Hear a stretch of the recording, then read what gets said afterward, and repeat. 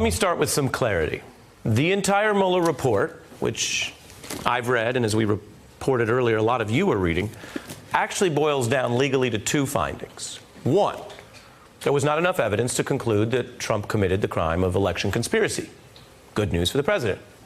And two, there was substantial evidence that Trump did commit the crime of obstruction. Bad news for the president. Now, given these legal findings, the remaining question is what may constitutionally be done about that second door, the evidence of Trump's criminal intent and actions. And that decision is up to Congress. It's always been up to Congress. Now, we've reported that fact on this show, and we reported that fact as soon as Trump Attorney General Bill Barr implied otherwise in his now infamous letter attempting to muddy the debate. The fact that it is Congress's call does not, I repeat, does not mean that impeachment is something to rush into or be taken lightly or that it is justified tonight. I'm not here to tell you that. In fact, look at this. Harvard law professor Lawrence Tribe, who wrote a scholarly book on the impeachment power, was warning back in March of this year that going through impeachment proceedings heading into a 2020 election could be pointless and that the nation had become, quote, too impeachment obsessed. Tribe joins me right now exclusively, and I should mention he not only wrote that book on impeachment, but actually wrote the book on the entire Constitution. His American Constitutional Law textbook is the most cited legal text of the past half century.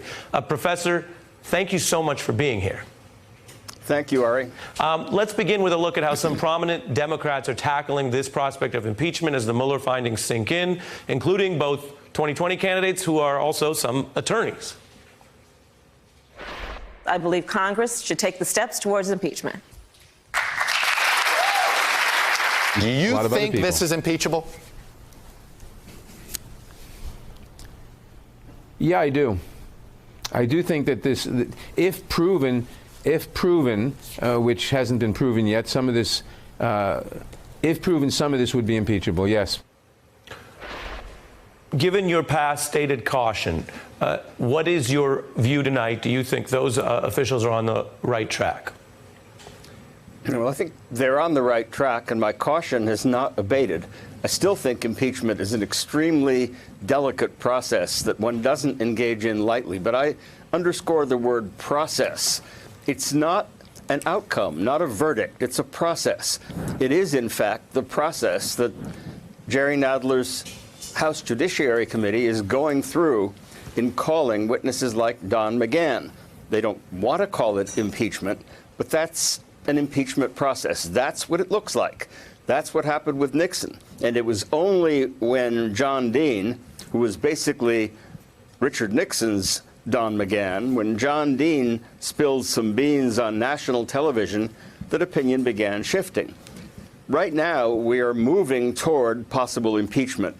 But if they stonewall, if they make it impossible for McGahn to testify, they've got no legal basis to do it, but they can drag it out in the courts for a while. Do you then think we have no choice but to move ahead more rapidly, not less. Do you think the evidence of obstruction and criminal intent that Mueller lays out against Trump is legally impeachable? I think there's no doubt that it is overwhelming evidence of an endeavor to undermine an important legal inquiry into what the Russians did to our democracy and what role the Trump people had in it. That's impeachable, if anything is. But even more, I want to stress that Volume 1 of the report, which does, as you report, not conclude that there was conspiracy, makes an overwhelming case that there was collusion, that there was an attempt by Trump and his minions to ask a hostile foreign nation to help him win. Some of it was out in the open. Russia, if you have the emails, we want to see them. He was asking them to hack into our computer systems. They did. He asked for help. They gave it. He used it through WikiLeaks, which he mentioned hundreds of times on the trail. That is collusion, and that's what George Mason, Alexander Hamilton, and James Madison used as a critical, paradigmatic example after the business with Britain and France of when we would have to remove a president, when he looked like he might be in the pay or control of a foreign adversary. Yeah. That's what we have here. And I think that the impeachment process has to go forward. But I don't Right, and blame I people appreciate for your- saying don't call it that. Right. I appreciate your distinction on the actual utility of that legal fact finding, whether or not it's slapped with the I word at the beginning or in the middle and what comes out of it, and also the very clear leverage the Congress may need in dealing with this kind of president. One of the thrills I get from having you on the show is, I used to read your textbooks in law school. We love learning from you. And so I want to do a little old school tribe, if you're game, because being I'm game, but was that what we used to fall asleep, or No. did you read it for other purposes? I would at times fall asleep in the law library, but the thing about law school is then it's a nap. You wake back up and you keep reading. And so in the old school of the Clinton example, which has come up so often in politics, in law, and in media, it was a very different example. So precedents, of course, have limited utility when the underlying facts are so different. It's something you've spoken to in your writings. But let's play a little old school tribe when you were arguing that the nature of the allegations against President Clinton were different and not impeachable, in your view, in total. Take a look. Impeachment decision by the House of Representatives that essentially represents the view of one political party is just not going to be accepted by the nation. And history will view it rather negatively, just as history views negatively the impeachment of Andrew Johnson. I think many viewers would agree with what you said at the time, because I would too. The Johnson and Clinton impeachment precedents are generally considered negative.